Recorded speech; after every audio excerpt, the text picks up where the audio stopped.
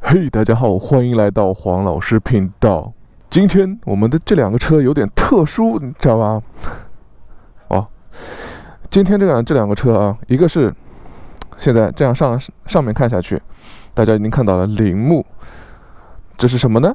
知道的人肯定一眼马上就能看到了，这是什么，对吧？很多人的第一辆车，对吧？第一辆的梦想车。哎，我们转到前面去，我们看铃木的 GSX 250R。然后今天我借了这辆车，今天我借了这辆车，然后旁边还有一辆车啊，当然不是那辆雅马哈，是什么呢？对吧？我说了，刚刚大家可能第一辆车可能就是这辆车，对吧？但是第一辆车还有一个选择是什么呢？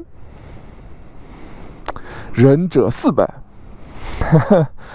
今天我们借了这两辆车，首先我先骑这辆车啊，GSX 250啊，先去跑一圈之后，然后我再骑上那一辆400，然后再比较一下到底是有什么样的区别，到底你一开始上手就应该买250呢，还是应该上手买400？然后或者说你比如说真的你想买一个250，先过渡了之后直接跳成大牌的。但这个时候你在想的时候，有可能选我到底是先买一辆稍微更便宜一点的250呢，还是说这边的稍微大一点的400，然后先练手，不至于到大牌的时候各种手忙脚乱，对吧？到底选哪一辆呢？好吧，我们今天就去骑一圈看看。OK， 那么在选车的时候，其实一个是这个脸到底是哪个好看这个。好看的这个东西，这其实呢就是很主观的一个东西了。有人说这个好看，有人说那个好看的，对吧？然后我觉得这两辆车怎么样？其实忍者的这个脸的话，大家都一样，非常的帅我也承认他非常的帅，但是他从小排量到大排量，他全部都是一样的脸。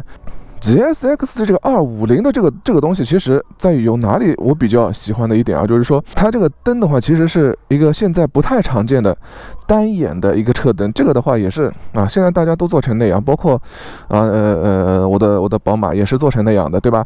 现在它这个是单眼的，对吧？然后还有一个我这个上面最喜欢的一个地方就是什么呢？来看。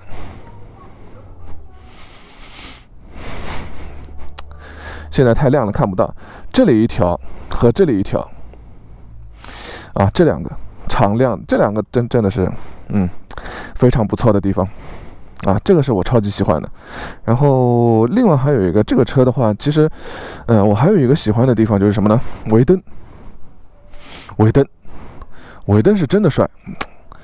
这个形状的，然后中间刹车了之后中间亮，这个尾灯真的是做的不错，感觉非常的帅，有点追上R1的这种感觉了除了这个避震很软之外，其实还有一个刚刚一上手我感觉到一个什么呢？就是非常的紧凑，非常的紧凑，非常的紧凑。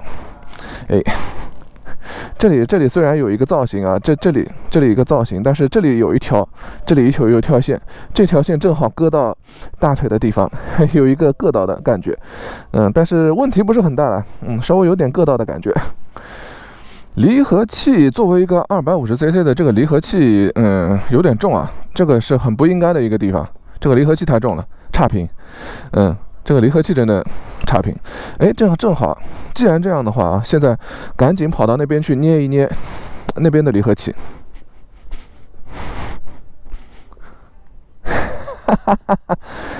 人家400的这个离合器，都这么松好吗？这400的离合器捏起来比那个大概比这个250的轻了好几倍的这个感觉。这个离合器太夸张了，好重这个离合器，这个离合器捏起来真的很重。OK， 我们现在出发了我们现在正式开始。这个车的话，首先这个感觉那底下这个扭力是很厉害的，这个肯定是比 CBR 和忍者250都是要强的，这个是绝对肯定的。所以它应该是在这个级别里面是应该非常好骑了。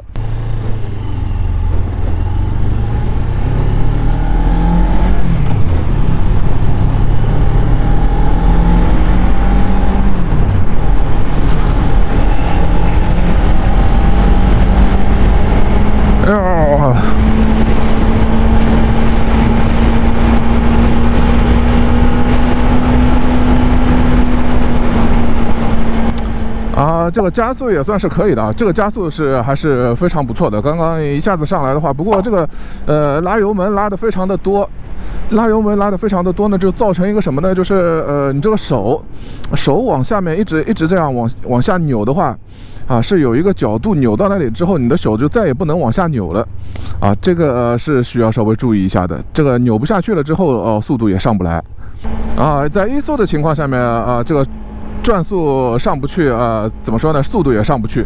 在2速下面的话就非常的好，啊，动力输出非常的强劲，能够到像现在这种速度下面啊，都是完全没有问题的。可以，这个在城市里面骑真的是非常不错的，而且这个人是这样直起来的，这么直起来，你看大家应该能够看到啊，我这个人是这么直起来的。感觉这个车的话，怎么说呢？现在感觉不像是仿赛，像一个跑旅，就是这种感觉。换挡的话也是，干净利落，没有什么拖泥带水的感觉的。这个档位也是非常不错。然后这个离合器的话，刚刚说啊，这个离合器感觉非常的重，但是真的捏起来的话还行。配合这个换挡的话，应该还可以。然后离合器相对的也非常的线性，这个毕竟铃木嘛，对吧？离合器这个线性做的还是不错的。大家可以看一下我放离合器啊，放离合器这样半离合到离合上去的时候啊，这个速度上去是非常平稳的啊。然后换挡也是非常平稳的啊。然后一到2速里面马上就有力气了，所以不会太着急。比如说前面的车哗的一下子去了之后，你自己的速度跟不上，然后你还要换挡啊什么的，没有这种焦虑在里面。这个也是在城市里面骑行很不错的，毕竟嘛，对吧？大家等一个红灯，你万一开得非常的慢后，就会被后面逼嘛，对吧？我现在发现铃木的这里这2块是可以调高度的，这个还是挺不错的。把下面那块拿掉，感觉比较好一点，更像仿赛。现在的话更像一个跑旅。然后这块表做的也非常的小，然后现在看起来也挺清晰的。今天外面的光照非常的厉害啊，这个就看起来非常的清晰，跟之前的GSX S1000真的是没法比，那个是码表根本就看不见。OK， 我们来试试这个引擎在这边震动的感觉啊，这个震动的感觉肯定是要试一试的，对吧？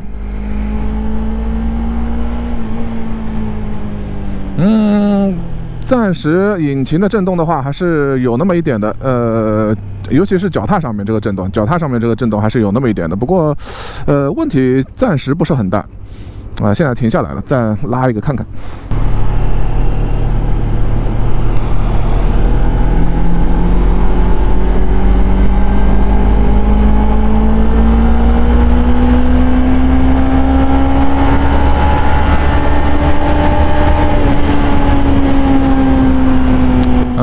所以说，还是当然了，在1万转以下的话，应该没有什么太大的。在1万转以下的话，应该没有什么太大的感觉啊。在快要到1万转的时候，那这个震动还是开始大起来的，这个也是没有办法的啊，对吧？毕竟250cc 嘛，对吧？到了1万的时候，如果你还是很细腻的，没什么震动的，那真的是神车了。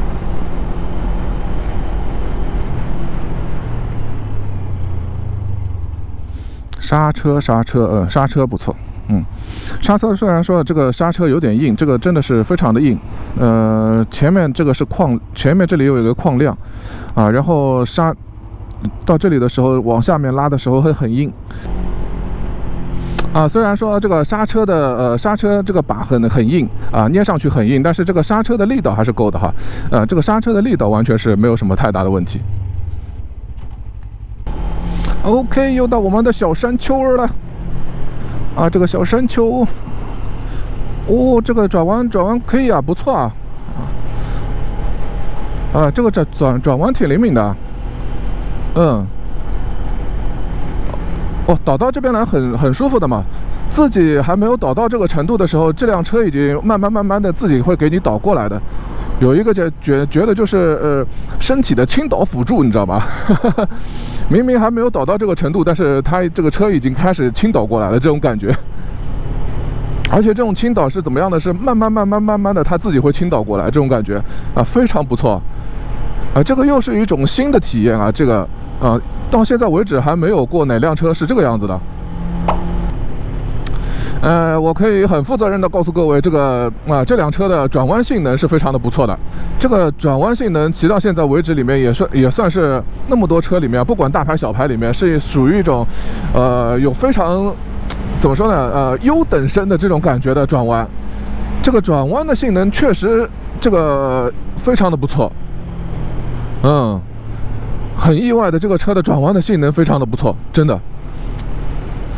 大家都知道，像我这种大新手，如果能夸它的转弯性能的话，说明它的转弯性能是真的不错。OK， 这边像这种弯真的是，像这种弯，稍微倾倒一点之后，它自己这个车会帮你转过来。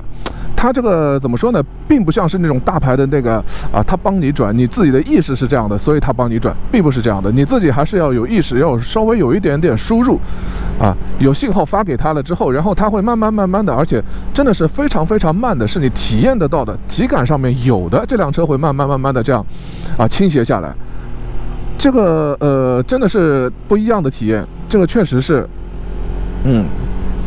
我估计到现在为止，还没有人有过这种体验吧，也没有哪个测评里面有说过这种体验吧。现在我试下来的这个感觉是这样一个体验，这个感觉还是非常不错的。这个对于新手来说应该是非常友好的，应该。然后怎么说呢？这个性能到底是转弯的性能到底是真的这样不错呢，还是因为它这个车的重心低，然后我这个人重心高？这个我也说不出来，因为每个人骑的时候每个人都不一样。而我的话骑起来就是现在这个感觉，这个弯像现在这个弯的话骑起来真的是一点压力都没有的这种感觉。这个车能够刚刚好的帮你自己偏过来，偏到这个转弯的这个角度上面，非常不错。这个。那又或许是什么呢？又或许就是它这个转弯的性能配合我的这个转弯的习惯正好很配，也是有这个可能的。所以说总体来说的话，我是觉得这个转弯还是非常不错的。OK， 我们现在一圈下来了，这个转弯的性能真的是出乎我的意料这个转弯的性能居然是可以这么厉害的。这我骑了那么多的车，大牌小牌，这个车真的是非常的不错你能想象吗？这么一个250的这个车，居然可以有这么给力的转弯性能。